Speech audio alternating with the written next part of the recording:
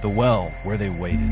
A haunting story set deep in rural China, told by the only survivor who still hears the scratching at night.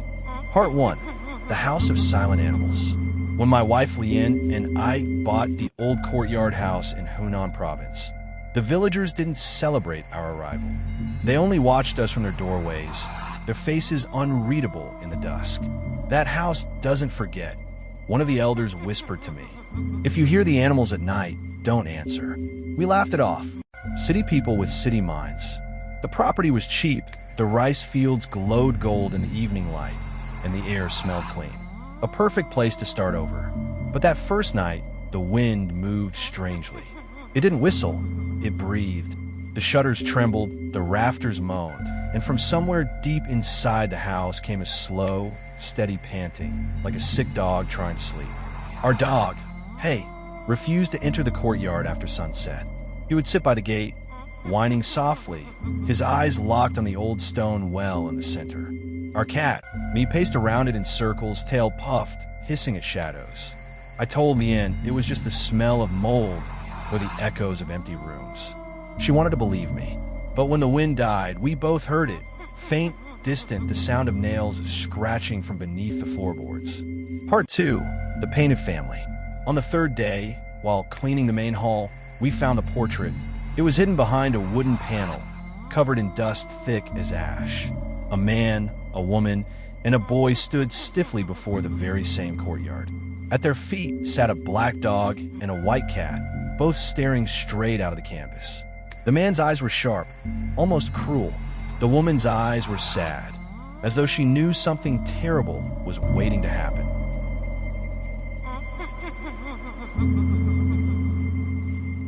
The boy's face was incomplete. The artist had left it blurred, the smile unfinished, as if afraid to finish it. Lian said we should hang it back up. "It belongs here," she told me. That night, I woke to find her standing in front of it, whispering softly. "Who are you talking to?" I asked. Her expression didn't change.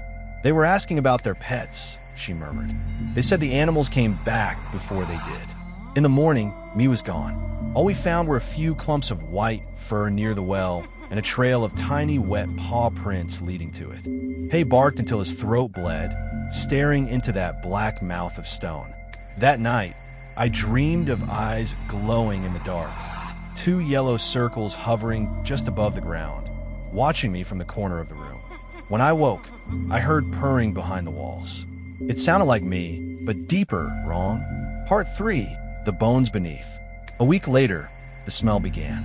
Thick and sweet, like rotting fruit and burnt hair. I tore open the floorboards in the main hall.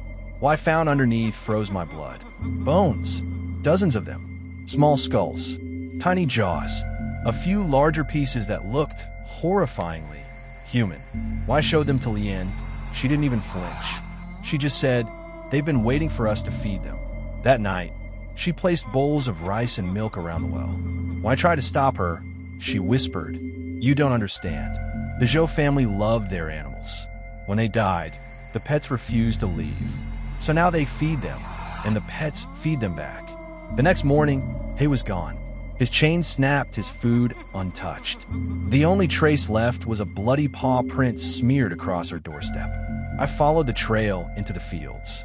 At the edge of the mist, I saw a shape crouched low, a man, or maybe something pretending to be one, moving on all fours, sniffing the ground. Its head turned toward me, and in the dim moonlight, I swear it was Hay's face, stretched, human-like, grinning.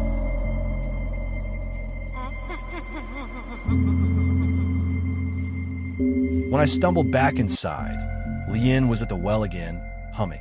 She looked up at me, eyes glassy. "They said the family will return soon," she whispered. "But first the animals must find their way home." Part 4. The Night of Return. It was that same night the portrait changed.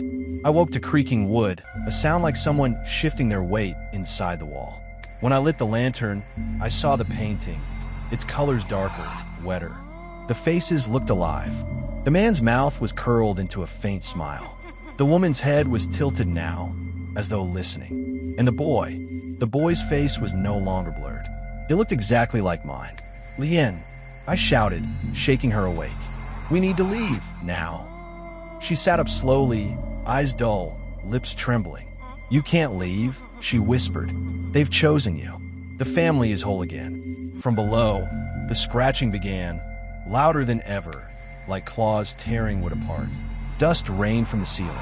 The lantern flickered, and then the sound came, a low, gurgling growl from the well. Something was climbing out. Lian ran toward it, arms open like a mother greeting her child. A dog-shaped figure emerged, skin peeled back, ribs showing, its eyes clouded and human. Behind it, a cat with a woman's face dragged itself into the light, mouth twitching, whispering in a voice that sounded like my own. Come back. Lian smiled, reaching out. See, she said, they've missed us. The creatures leapt. The lantern burst. The courtyard filled with screams. Hers, theirs, mine. Part 5. The well where they waited. They found me 3 days later, lying in the rice paddies, covered in mud and blood. I don't remember running, but I must have. The villagers said I kept whispering, don't feed them, don't feed them. When they went to the house, they sealed it off immediately. Inside, they found bones, hundreds of them, old and new mixed together. The portrait was gone.